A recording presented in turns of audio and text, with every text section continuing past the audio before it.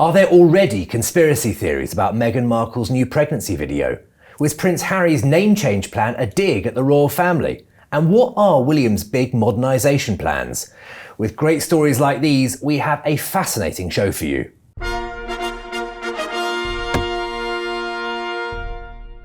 Hello and welcome to Palace Confidential. I'm Luke Blackall, standing in for Joe Elvin this week. And on today's panel is the Daily Mail's royal editor Rebecca English and the paper's diary editor Richard Eden. Welcome to you both. Now, Palace fans, we are just below the 450,000 subscriber mark. So if you haven't already, help us get over the line by hitting the button below. What do you get for it? Notified every time a new episode of Palace or any of our other great royal videos drops, like Acting Royal episode 2, which will play straight after this, you will get a notification so you won't need to miss it. So you know what to do. Click that subscribe button on the Daily Mail Royal's YouTube channel. It is free. Right, we have an extraordinary video to talk about later on. We have a couple of extraordinary videos, don't we? But we're going to kick things off with a security threat at the grounds of Windsor Castle near William and Catherine's home. Rebecca, what can you tell us? Well, I'm going to be a bit of a party pooper.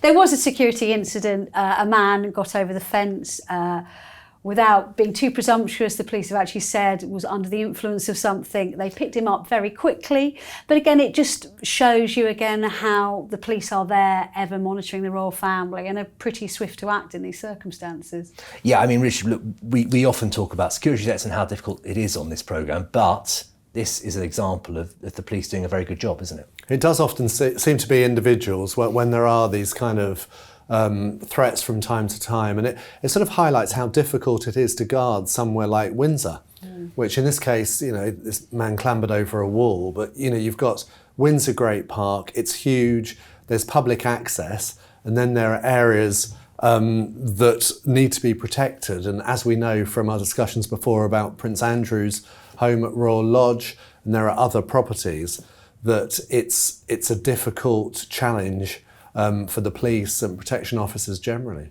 Could this become fuel, do you think, for Prince Harry's claims over his own security? Well, I think it proves how good the police are in this country, that they do pick him up very quickly. So I would argue this bespoke package that they offer him is actually probably what he needs. Now, we're going to stick with William for a moment now, and he was speaking to a member of the army this week, and he made a joke about families not always wanting to see each other. That raised a few eyebrows, didn't it? Yeah, I mean, it was a tongue-in-cheek and it was a joke, but obviously people will look at it and draw their own conclusions. He was at the Army Air Corps Regiment up in Watchesham in Suffolk. It was his first engagement there as taking over as Colonel-in-Chief from his father, King Charles, last year. And I mean, he was a really good egg. He flew in by helicopter and flew himself out by helicopter. He handed out bacon butties to the families there, but he also stood in on a PT session and he was chatting with some of the soldiers during a water break. And the guy, he said, "How is it living on the base?" And the guy said, "Well, it's quite a mixed bag." And he said, "Well, do you get to see a lot of your families?" And that's when he made the joke about, well, you know, sometimes families don't want to see you, do they? Pretty mixed bag when it comes to families as well. So everyone laughed and took the joke as it was intended, but yeah. It's always going to raise a few eyebrows. It and is, Richard, yeah. I mean, they meet thousands of people every year. They want to try and lighten the mood, but jokes can occasionally backfire for the royal family. They do have to tread a dangerous line sometimes, don't they? I don't know about you two, but I do miss Prince Philip so much because you know, he was the sort of master of, they were always described as gaffes when really they were jokes, and his aim was usually to try to put people at ease. You know, people are waiting to meet members of the royal family. They're so nervous. And a joke like that would just kind of ease the tension. I actually got one in my diary column today where Princess Anne was presenting honours at Windsor Castle, and she was presenting an MBE to a TV presenter. He's a judge on the Great British Bake Off, Paul Hollywood, and he's known for his sort of year-round tan. And she made a joke about, you know, where did you get your hideous tan kind of thing. And you could see it was taken well because he was obviously smiling at the time. But I like to think that maybe Princess Anne is sort of inheriting her father's mantle of, you know, joker-in-chief. But we'd like to see more of those. But I mean, it's also the difference of on a cold newsprint, it's not quite, the joke isn't quite the same. You need a bit of context, don't you? When you're there, it's a different environment. Yeah, right? If you took the word hideous on one thing, it's actually quite rude. Yeah. But I think it's how it's delivered, isn't it? And you know, Princess Anne is a legend, so we can accept that. I think things that when you're chatting among friends that are quite amusing, when you look back and if it's written down, you think, oh, did I really say that? Or, so it can be different. But that's the key thing, is that it's in person, isn't it? It's all about easing tension. Yeah. Absolutely. Now, Rebecca, let's move now onto a story about Prince William's plans to modernise the Duchy of Cornwall. Yeah, so he did a kind of interview as part of a reporter following him around a day. It was in the Telegraph for the weekend, and he was talking about how he wanted to make the Duchy of Cornwall, well, let's just remind ourselves that this kind of package of, farming estates, offices, quite plush land plots all around the country, but a lot of it's in the west part of England, which provides an income for the heir to the throne to live off. And obviously for many years it was his father, the Prince of Wales, then Prince Charles, and it's now him. And he's saying he wants to try and run it slightly differently, to incorporate more things like social housing in it, to incorporate kind of better mental health for tenants and things like that. So it's very laudable. Whether he'll do that or not, I don't know. I know he's been very determined about these things in the past with his homelessness campaign, Homewood. So, it's an interesting approach to it. So let's see.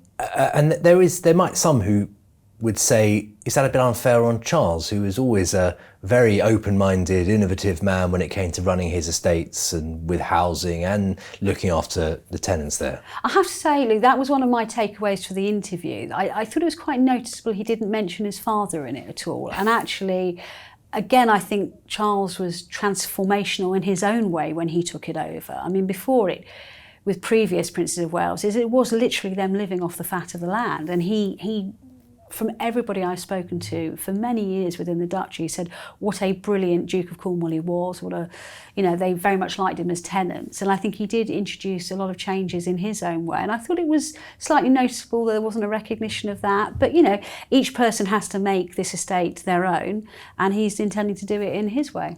And Rich, it's very understandable. You take over a new role, you want to inject some of your own ideas and your own life into this. But he's going to have to tread this modernisation versus tradition balance throughout his whole life, probably, isn't he? He is, and also it's sort of giving the impression of things being different, isn't it? If you're the new incumbent, he wants to show that he's doing things his way, which is what this article was all about. But I do think the King has done so much with the Duchy of Cornwall. I used to work for a local paper down there in the West Country and was always, writing about it. But he made so many changes and built a new town as well in Dorset, Poundbury. So I think William is definitely sort of building on that rather than doing anything too radical. I mean, it has to be said that there was a lot of criticism as well, because there were reports about income for the Duchy of Cornwall, coming from, for example, the prison in Dartmoor Prison, which is unused, but taxpayers still having to pay to the Duchy of Cornwall for that. So there was a lot of controversy about payments, and that's partly what this article was about, trying to give a positive sort of response to that, really. That's all very interesting. Now, similarly interesting, Rebecca, were the fascinating insights we got when the royals released their gift list this week. Tell us a little bit about that. So, a little bit of history to this. The royal family never used to release their gift list. The list of gifts they get given by members of the public, dignitaries, officials in their roles as working members of the royal family. And the royal family aren't subject to what we have in this country, which is the Freedom of Information Act. So we can't just apply like we would do for a government department to say, I'm entitled to know this. So the royal family don't actually thank me for this, but about 20 years ago, I lobbied and applied and made an official case for those gift lists to be released annually, because I thought it was a matter of public interest and public record. And they agreed. I think they rued the day that they ever did that. But they said, you argued a fair case. And it's the power of Rebecca English, everyone. And it's also important for historians, I'd say, as well. Absolutely. It's absolutely fascinating what they get. And stuff. Absolutely. Yeah. So we haven't had the gift list, though, for 3 years. They've been held up. They should be released every year. They haven't had to do it. But they haven't been able to do it because we had the pandemic, and then we had death of Duke of Edinburgh. We had the death of Queen Elizabeth and the coronation, and then the King's illness. So they've been tied up on other things, but they finally, on a Friday afternoon, on a day off, released them all in one go.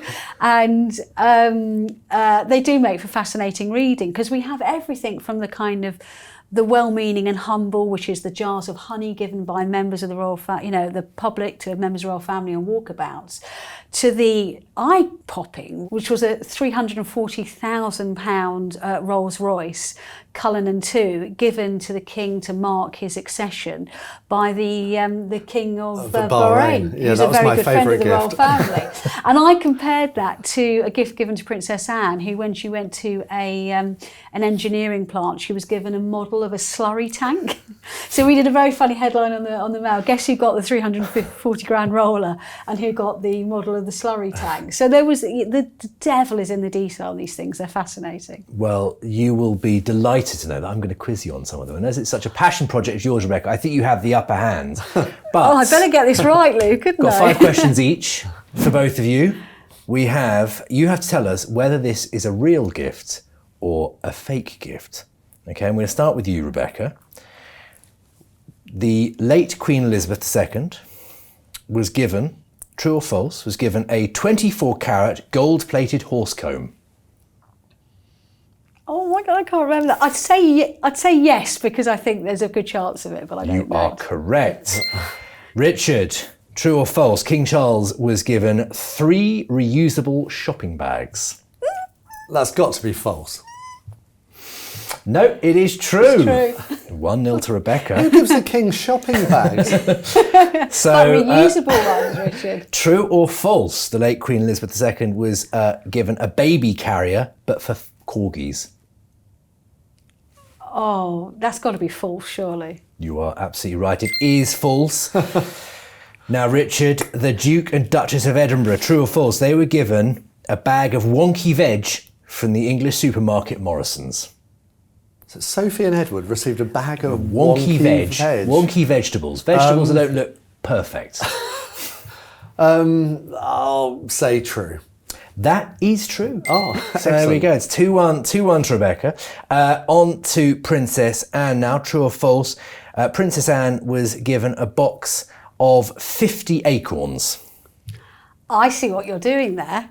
That's a trick question, Lee. She was, and because I wrote this in my piece, she was given a box of acorns, but it was 51. You're on fire here, Rebecca. She Why? was Come on. given a By box some of- school children. By It some was- school children was sent yeah. a box of 51 acorns. That's an unusual present. I don't think that would go down well with everyone at Christmas, but you can give it a go. Richard, true or false? The Duke of Kent was given a small-size replica of the Wimbledon men's singles final trophy. That must be true. No, he was the It absolutely is true. Of course, he was long-serving president. long serving there at the All England tennis and lawn Croquet croquet club. Yeah. 3-2 to Rebecca. Rebecca, all on you. True or false? Princess Anne was given some bespoke reusable nappies. Oh, that is true. That is true. I actually feel I got a slightly unfair You advantage. have got on an Richard, advantage. yeah. I do want everyone to Who know on that earth was Rebecca's Princess covered Anne this. given nappies? She visited a factory that made reusable nappies. And, she And I was given believe them. she might have had, it was at the time, it was the early 2020s, and I think she may have had grandchildren young enough Yeah, to... she could have taken them back to Gapcombe Park for Exactly, the brood. for Zara and Mike. So 4-2 to Rebecca, but Richard's got a round in hand. Richard, true or false, the late Queen Elizabeth II was given a desk sign that reads, "Is your face on the money?" That must be false. No one would dare. You are right, it is false. Tried to slip that one through there. 4-3 to Rebecca. Last round, all in it. All to play for. Rebecca, true or false, was the current Duke of Edinburgh, Prince Edward, given a sign for his man cave? I don't know the answer to this, and the idea of the Duke of Edinburgh having a man cave is quite surprising, but I'm going to say yes. You are absolutely right. And on to Richard, final round now. True or false, the Prince and Princess of Wales were given a snorkel set, a wetsuit, a pair of diving fins, and a swimming cap. That sounds very sensible. Sort of gift you might give them, so I'll say true. Well done. Now, look, I think you've done extremely well, both of Yeah, you. It 'cause is 5-4. Richard only lost by a point, and this is Rebecca's story she's been covering for years. So And I had to start. They were given that in the Caribbean, by the way, so there was like right. a theme to it. Yeah. There was some Yeah, there's some crackers in there. I've got to say, you've acquitted yourself well, both of you, and proved your royal credentials no end. That was extremely informative. Thank you. Well done, both. Before we get to our comments, because we still have a huge amount to talk about on this programme, and we've got to get to the comments. Before we get there, Rebecca, I have a question for you, because it's something you've been asked about a lot on social media. It's about the king, and it's about trees. What can you tell us about this?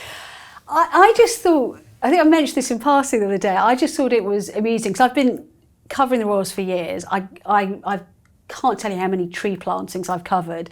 I mean, a fraction of what the number of trees that they've planted. But I noticed I got a couple of questions when we were in Canada the other week, when the king planted a tree at Rideau Hall, which gives you an example of how long he's been doing. That's the 5th tree he's planted at Rideau Hall alone. That's just one place in the world. And when he does the tree planting, he has a little ritual, and he always leans over and shakes the branch and mouths something. And people are like, what does he do?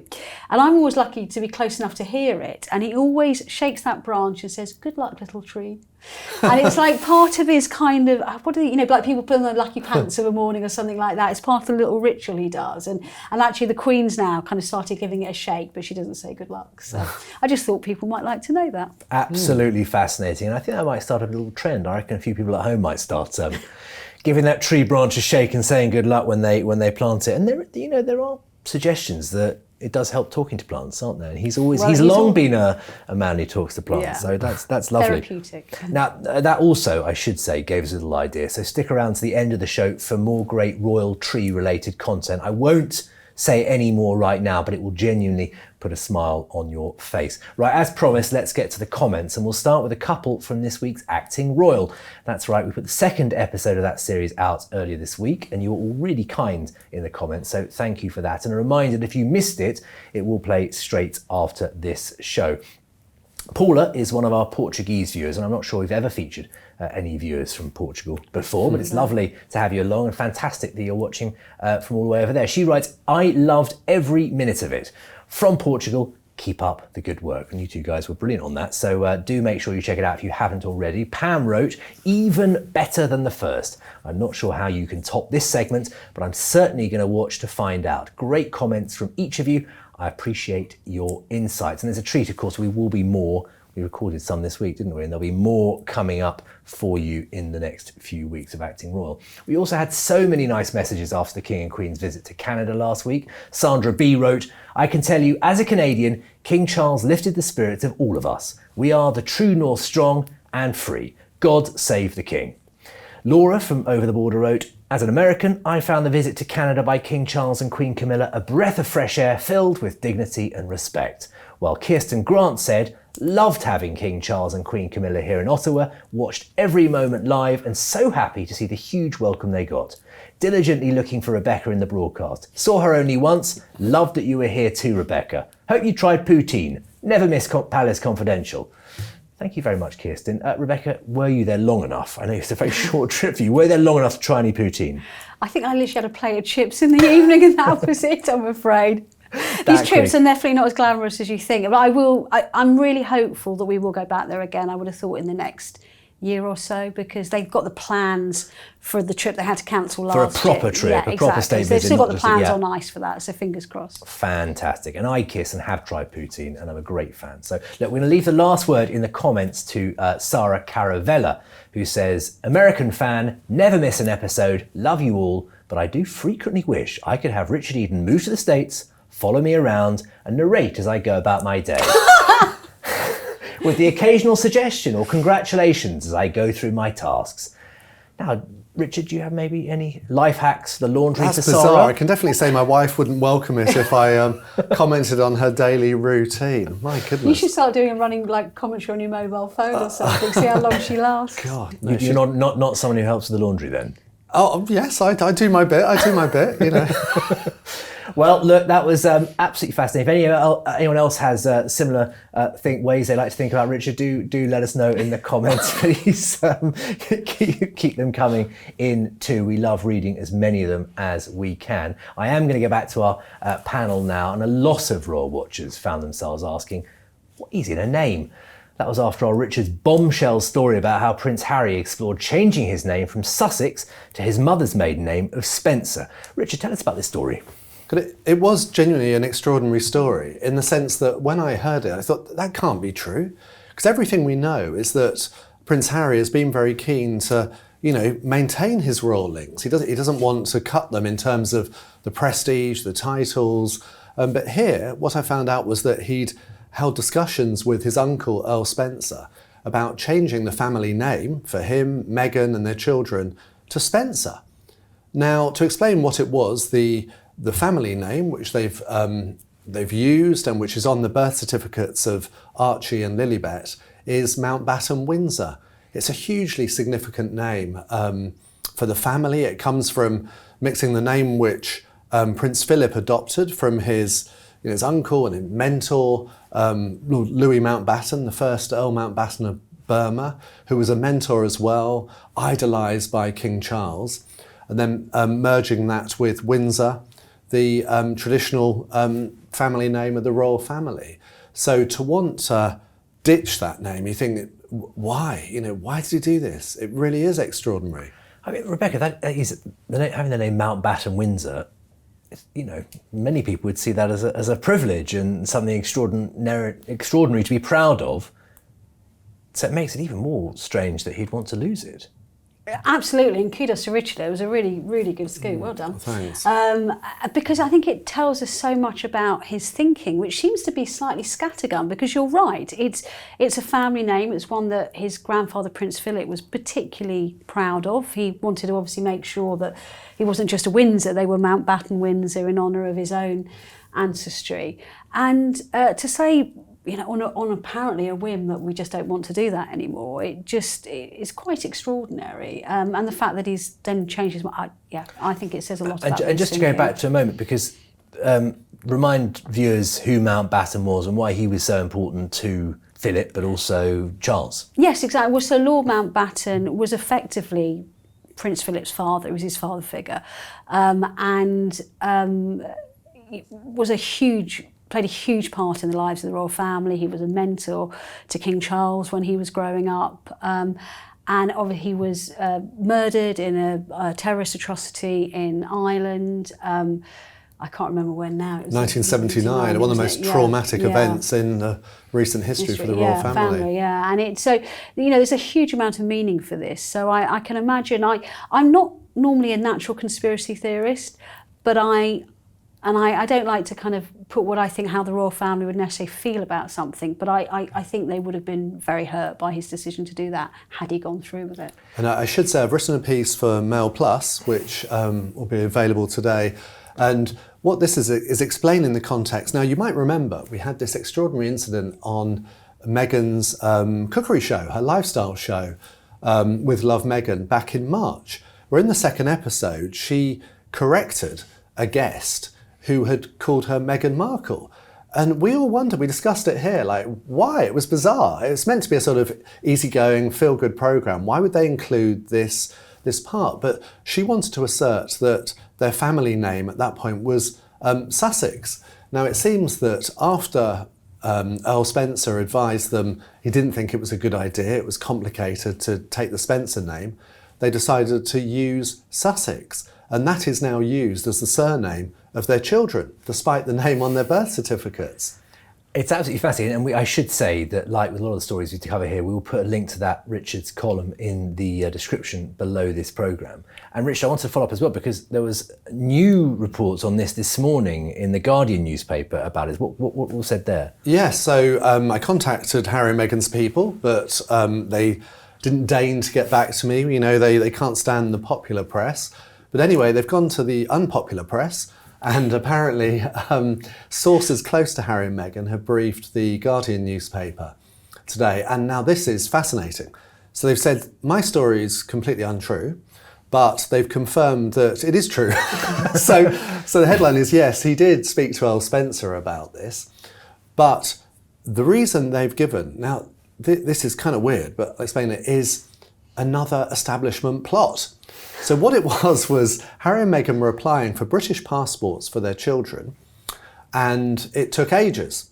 and they were told it should be about 3 weeks, but it was months. And now I'm not going to call Harry paranoid, but we saw him in his BBC interview recently, who described a court case he was involved in and lost as being an establishment stitch-up. Well, here he smelt another establishment stitch-up, and he thought they're taking so long with these passports because they're not going to give them, they're going to refuse them. Mm.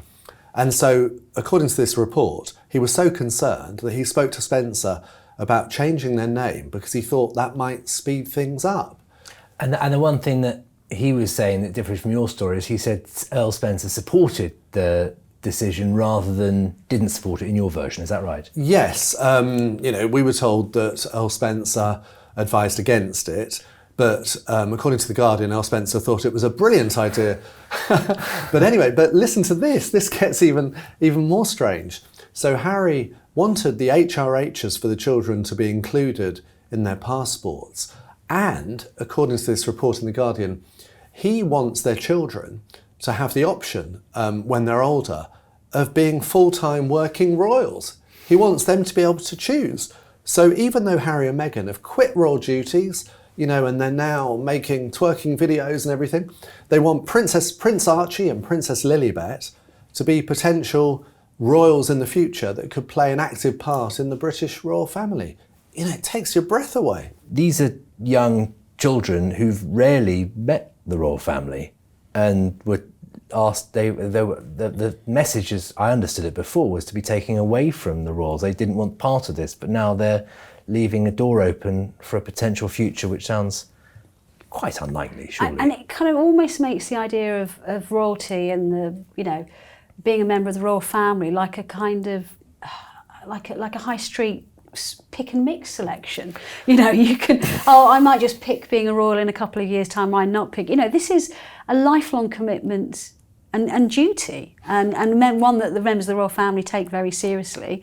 They respected Harry's decision to take his family out of it, but you can't just suddenly pick and choose to come back in again. And also these children, barely know Britain. Sadly, it's a shame they don't know, the country of where half of their family was, and it just shows, I think, his scattergun approach and maybe a sense of arrogance about how the future role can develop. And one thing you might also suggest, as I was talking to a producer about this earlier on, he's getting frustrated with the passport system. Well, anyone in the UK who's had to get a passport in the last few years might know it does occasionally get jammed up and it does take longer than you want. And this is him, unfortunately, realising that this is what life is like as a civilian. You don't get things rushed through. Things are, you have to before I doubt he really would have had to handle passports himself. He would not have had to do things like that himself. So now he has to do it himself. He's realising that actually modern life can be a bit difficult sometimes. I would also point out another aspect of this story, which I think, as Rich said, it does get kind of better and better and more intriguing, is when the timing of all of this was. Because, of course, as we know, because Meghan made very clear herself that she wasn't happy that when her children were born, they weren't Prince or Princess or HRH, because of course, as we explained on the programme before, that would only happen sadly when Queen Elizabeth died, because they weren't in that direct line of succession, but they would be when King Charles succeeded the throne. So I'd be very fascinated to know, and it's not in this Guardian piece, when they applied for those passports, i.e. were they applying for their children to be HRHs on their passport when they weren't actually entitled to use it? The answer is I don't know, because funny enough, that's a key detail that's been left out of this heavily briefed report in another newspaper today. So it's deep waters, but again, it really does emphasise. Remember, people couldn't believe it when Harry and Meghan insisted on the titles of Prince and Princess for their children. They thought, here you are, you've moved to the United States where they don't have respect for titles. They're meant to be the most egalitarian country in the world. Why on earth would you insist your children have these titles? But now we're starting to find out why, because they are seeing them as potential members of the royal family and, dare I say it, sort of rival royals. It would certainly give Harry and Meghan a foot in the door again, wouldn't it? Should their children keep their HRH titles and decide to become working royals. And another key development this week that perhaps was overlooked, Meghan has talked about how she'd like to start a business with her daughter in the future. A mompreneur, is that what they call it? Mompreneur. Mompreneur, I think it is. But again, if she can't use her HRH title, would that give them a back door into Lilibets? I mean, and I know it's something we've discussed before, but there are mechanisms in which to take HRHs and titles away, but it's difficult, and it's not straightforward, and would be seen as somewhat inflammatory. Yeah, and as I always said, that the king is not a vengeful man, and he's always, as I understand it, said that he didn't want to strip them of their titles or order of succession because it would be seen as punitive. And at the end of the day, Harry is still his son, and these two children, although he's barely ever seen them, are still his grandchildren. So the love is still there, but whether things moving forward will change that, who knows?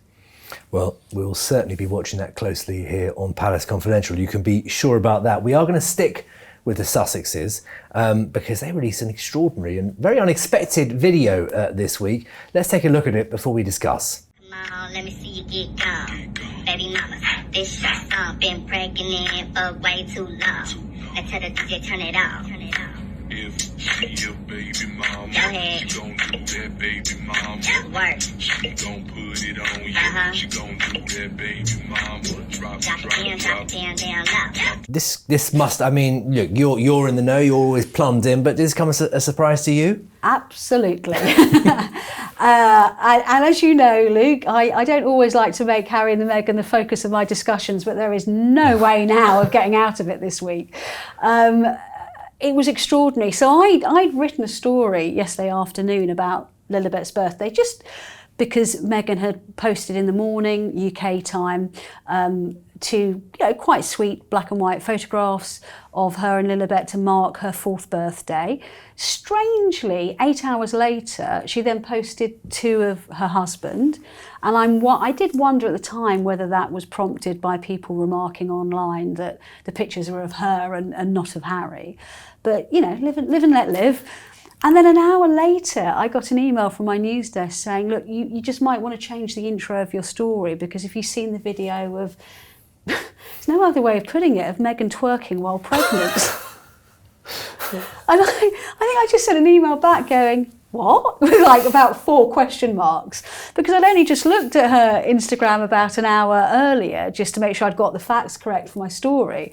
Refreshed it, and lo and behold, it's exactly what my news desk said. I mean, there was genuinely, it's not often I say my jaw hit the floor, but it did in this case. I mean, I've never seen a video like it. I assumed it was sort of artificial intelligence generated, because Yes. there's been so many of those entertaining videos recently. I thought it was one of those. I couldn't believe it was them, but it is.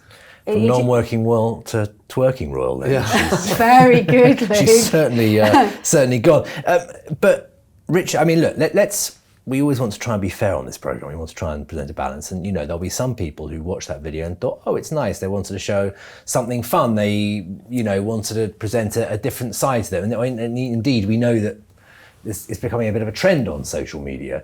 What was your opinion? Yeah, so my teenage daughter this morning, when she watched it, she said, that's no big deal. All the pregnant women were doing it back at that time around 2020, 21. It was a popular song video that went viral of Baby Mama, and people were dancing. So that was the context. And in fact, Harry actually mentions it in his memoirs, Spare, that they kind of danced in the maternity room.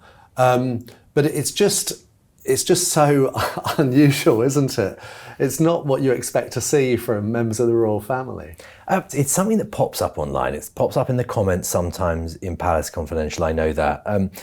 There's always been conspiracy theories around Meghan's pregnancies and children. We're not going to dwell too much on those, but do you think it will quell those conspiracy theorists by releasing videos like this? I do seriously wonder if Meghan has wanted to address the conspiracy theories, because look what's happened recently. She published that mood board on Instagram where she had a picture of her. She wasn't wearing many clothes at all, showing off her huge baby bump. And that was with Archie, I think, the bump, Yes, wasn't it? yeah. And then, soon after, we've seen this video as well. And so that I think that is possibly addressing those conspiracy theories. But I mean, let's look at why this was released. I mean, this is why I find this so wrong in many ways. Not because, look, it's a laugh. We've all done funny videos. My goodness, if you look through my phone, you can probably find all sorts. I've got look forward shows to that later, afterwards. Richard. Yeah, absolutely. But the point is, she has published it. Meghan has broadcast this to mark the 4th birthday of her daughter. But then, it's not about her daughter. It's just all about her. And where has she broadcast it? It's on the Instagram page that she created to promote her business. It's all commercial. It's all about making money. And she really is trying to, commercialise those children. Rebecca, the privacy issue is interesting, isn't it? It is I think, hard to square, because when we've been told so much about how they want the media to respect their privacy and how they want to live their lives in private, and then videos like this come, it's a hard one to square, I think, for a viewer sometimes. Yes, and I think a lot of people will see this being very hypocritical. I have to say, after my shock, the kind of whole South Park worldwide privacy sprung to mind as well, because of, Meghan has always said one of the reasons why she didn't like being a member of the royal family is because she felt she was expected to deliver up pictures of her children or them in kind of private family time regularly. I would argue, actually, that's not the case. But, it's the reason why they didn't, for example, take part in official photo calls straight after the birth of Archie in the UK and when they were leaving the hospital, as many, royal couples have done in the past. Now, she says, if I'm going to do it, I want to do it on my own terms. So I'm sure she will argue that's what I'm doing. But of course, and again, I try to be even-handed. I'm a reporter, not a columnist. So I try to report the news and let people make up their own mind. But speaking as an individual, that is such a uniquely private moment between you and your partner. And I can understand them wanting to do a fun video around it. The baby was late, you do all sorts of things when that happens. You eating hot curries, going out for a walk, But to then share that with, 3 million followers on Instagram and to know that is going to be spread around the world, I simply cannot comprehend the thinking of that. I can't understand why you do that. Spare a thought for Meghan's father. Remember that Meghan took legal action because Thomas Markle dared to make public a letter which he'd received from his daughter. So on the one hand, we've got her, obsessed with privacy and refusing even to disclose the names of the godparents of Prince Archie, and then releasing intimate videos like this on the day that her daughter was born. I don't know, to me it smacks of hypocrisy. I also felt, sorry to interrupt Luke, but I also felt he's Richard's favourite hobby horse with the whole issue of councillors of state and things like that. When you see Harry kind of shimmying across the video like this, I thought, oh my God, you're a Prince of the United Kingdom, you're 5th in line to the throne, you're still a councillor of state who could be called, potentially, to stand in for your father should he ever become incapacitated. And all people are going to remember is you going like that while your wife's twerking in the background. I don't want to be po-faced. Like Richard said, we've all got videos of us at 2 a.m. in some friend's kitchen having had far too much to drink, dancing around. Again, I want to see those later, Rebecca, please. But, and I'll be honest, in my case, probably more than once. But, I would never post those on social media, and I'm not even a public figure. I'm not anybody interesting. I can't imagine the mentality that would make someone want to do that. We'll wrap this particular conversation up with a post that Richard made yesterday that went a little bit viral. Why don't you tell people what you said? Oh no, I just said, look, if the Princess of Wales ever, posts a video like this, I'm giving up the royal commentary altogether. But I do think, what's important for the royal family is dignity. I think you do have to maintain some dignity and decorum. Yes, that might sound a bit stuffy or whatever, but what are the royals for? Originally they were there to sort of lead us into battle. They're there to represent us. But you expect some dignity. It would be the same for an American president or something. So, I don't want to see videos of Donald Trump twerking in the same way I don't want to see, members of the royal family. And this is not a first either. You might remember we've seen Meghan squatting like on Ellen DeGeneres' programme when she was on there. That was pretty undignified.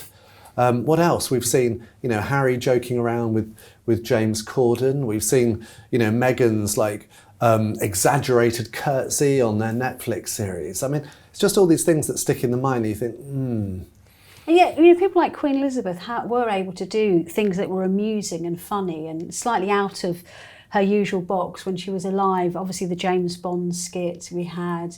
She did that funny thing with Harry to publicise Invictus Games, the whole boom comment. But they were done in a dignified way, and they were chosen very carefully and in a very, very controlled manner, and not done very often either as well. So when she did them, they had much more effect. Yeah, there's nothing undignified about dancing, let's be clear, it's great, dance. But it you is are kind definitely showing us those videos later, Richard. And there are some great videos or photographs of King Charles dancing as well sometimes. Oh, he's a great dancer. I think we did a montage dancer. once. We have done a montage of him dancing. Yeah. We all, of course, remember the late Princess Diana dancing with John Travolta. There's lots of great scenes of the royals dancing over the years. That's nothing new. No, but it's about the context, isn't it? Yeah. That's the key thing. Look, we could talk about this for a long, long time. I know we could. We are going to have to move on to another funny and slightly curious royal video that came out this week. Rebecca, we'll show people as well before we start. Here is Queen Camilla meeting some pretty weird green creatures.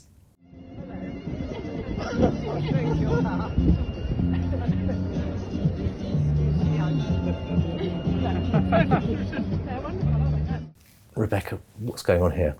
Humanoid hedges, apparently. Humanoid hedges is a new one. Do you know, I put a post on social media yesterday highlighting this video, and I put, you never know, but some words along to the effect of, you never know what you're going to come across in this job. That was about 6 hours before that Meghan video, and I mean, by yesterday evening, I really didn't know whether I was coming or going. But I just think it shows Camilla's good sense of humour. She was at an event to highlight, they've turned part of kind of London's Canary Wharf financial district with the help of the Eden Project and the Big Lunch, a charity of which she's patron, and they've created it into a kind of garden for people to enjoy in the heart of London. And she was going into an event to publicise it, but they had just randomly, I don't think she expected it, these two people dressed up as kind of giant hedgers but without faces, and she completely took it into stride. She's like, hello, nice to meet you, can you see through there, and carried on without even blinking. So I thought, good on her. As Rebecca said, Rich, it's a reminder, this is someone who came to this job quite late in life, not having done something similar before, but she's a natural. She can deal with these people. All these things come at her, and she's just fine. I know people used to sort of joke almost that Camilla had never done a day's work in her life, and then she's got this massive job, very late in life. But she's doing it with aplomb and always, I'd say, with a smile on her face, which is much. I think often, you get the photographs in the paper and everything because they're usually jolly, amusing photographs, and I would say also maintaining a bit of dignity. So Rebecca, we discussed on Palace the Canada trip on last week's show, but you of course weren't here. And given that we had so many comments, just briefly give your impressions on the visit, because I know that you met a huge number of Palace Confidential fans when you were out there, didn't you? It was a really lovely visit. I mean, short, too short. The King said it was too short, and next time he wants to come for longer. But I know he was, having spoken to staff, genuinely touched by the warmth of the welcome that he received. I mean, the crowds were far bigger than I expected to be. They were very vocal, and lots of, wherever you went, you'd hear people either bursting into spontaneous versions of God Save the King or Oh Canada. You'd hear not just God Save the Queen, but also King Vive le Roi. And I thought that was really interesting, that you were hearing it in both languages. There was at one point when he was giving the speech in Parliament, I thought you could hear his voice crack at the end with emotion. And I asked someone, they said, yeah, you would definitely be right. He was really quite overcome at one point. He was tired on the way back, because we all travelled back to the UK straight afterwards. He was tired. He was, the minute we got on the plane, frankly, he was back to doing his boxes of papers. I mean, he never lets up. It was so great to have so many people who love the programme come up and say hello or shout or wave from the crowds, because again, that I didn't expect, and that was really, really lovely. In fact, the Palace press offices were laughing about it because they could hear so many shouts of people going, oh, we love Palace Confidential. They actually joked to me at one point and said, should we just organise your walkabout now? And I was like, shut up, let's never talk about this again.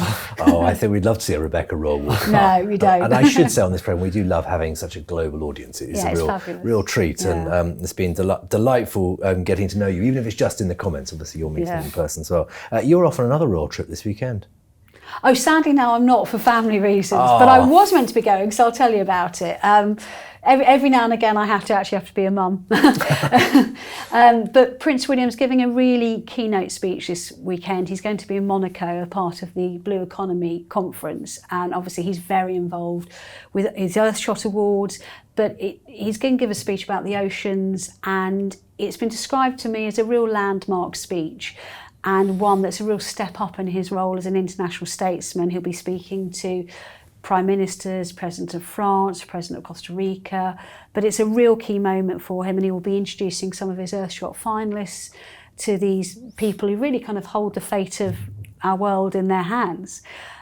So unfortunately I was meant to be there, I'm not, and there'll be a lot of, I can't say too much now because it's all embargoed. You'll see a lot of content around this over the next few days because this is a massive passion project for him. It's a testament to Rebecca here. Turns down a trip to the south of France with Yes. the world's great and the goods for motherly duties. Well done, though. We'll definitely cover that, of course, on next week's show. We're going to go to some royal housekeeping now. Richard, a word on Princess Anne, who's been on a trip of her own to the Sun this week. Yep, she's been lucky enough to go to Barbados. This is with an organisation that was very much connected with her late father, Prince Philip. It's the Commonwealth Study Conferences, I think it is. And it's an organisation that he felt strongly about. So she was keen to go and hopefully managed to squeeze in a couple of days on the beach or something in Barbados I think that's as very well. unlikely knowing Princess Anne. Knowing Princess Yeah. Anne, she'll be there and back in even less time than the King was in, yeah, was in absolutely. Canada, probably.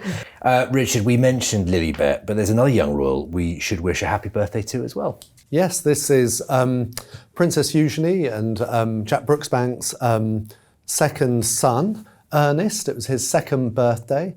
And Eugenie posted some lovely photographs online of him, ones we haven't seen before. And actually, interestingly, they were photographs where you could see little Ernest's face. And like so far with the other, birthday royal this week with Lilibet, Meghan's still sort of hiding her face. Again, lots of photographs of her, but usually from the back, or it's all a bit weird. I've never really understood that. I think either you have photographs and you can see them, or you don't. It just annoys me when you try and sort of have it both ways. But anyway, maybe that's just me. I don't know. Well, little Ernie was very cute. Very cute indeed. Yeah. Absolutely, and we, of course, wish all the young royals a very happy birthday. As always, here from Palace Confidential. Did you hear that? That's right, it's time to celebrate this week's Unsung Royal Hero of the Week. Now, Rebecca, you spent a lot of time with the royals this week, as always, including one in particular who's been championing a cause that might not get a lot of attention, but she does it because she feels it's so important. Absolutely. So on Wednesday morning, I went with the Duchess of Edinburgh, Sophie, to the UK's first exhibition, highlighting the plight of victims and survivors of sexual violence in conflict. As you rightly say, it's something she's incredibly passionate about. She's been working in this field for years. I mean, she's been to some real trouble spots around the world, Sierra Leone, Chad, Kosovo, and what's so good about Sophie is her first question was to say, look, it's brilliant we've got this exhibition. It's at the Imperial War Museum until November, if anyone wants to go and see it. It's very powerful. But her first thing she said was, how much of the survivors' voice do we have in this? Because at the end of the day, we shouldn't be speaking for them. We should be hearing their voices. It's important for their stories to be told, and was very comforted to know, actually, it's very much been made with these largely women, but also some men in mind.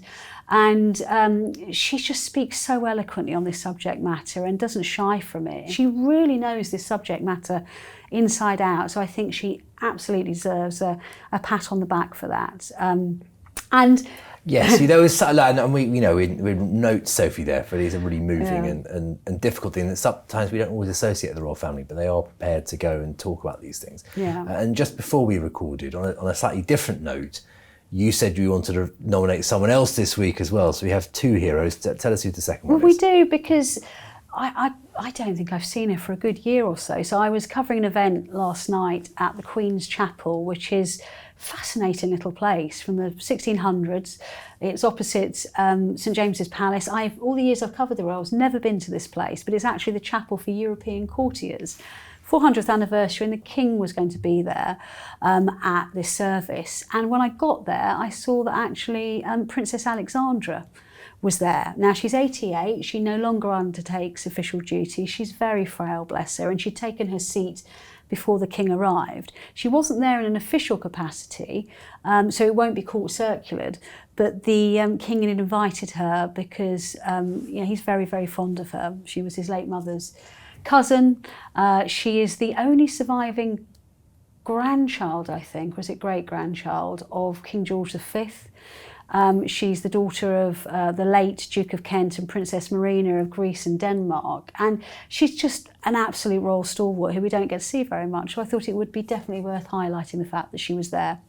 And one of Queen Elizabeth's 2 surviving bridesmaids as well. Good, well, royal knowledge is even better than mine. Well, 2 excellent suggestions there. Thank you, as always. Now, as promised earlier, some more pictures of royals with trees. This is, of course, our world-famous montage, and this is just frankly joyful.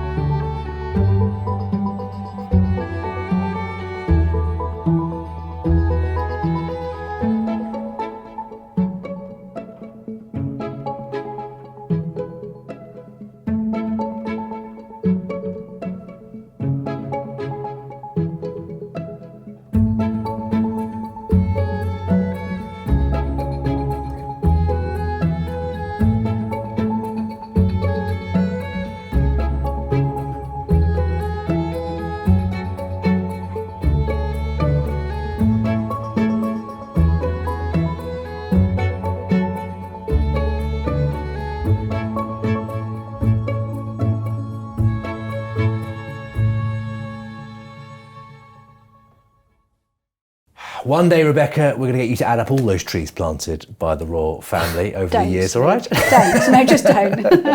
Up next is Richard and Rebecca in Acting Royal, so you want to click here for that. A reminder, as always, to subscribe to the Daily Mail Royals YouTube channel for more great royal videos. It's just time to say thanks to my panel, Richard and Rebecca, and to you for watching. We'll see you next time on Palace Confidential. Goodbye.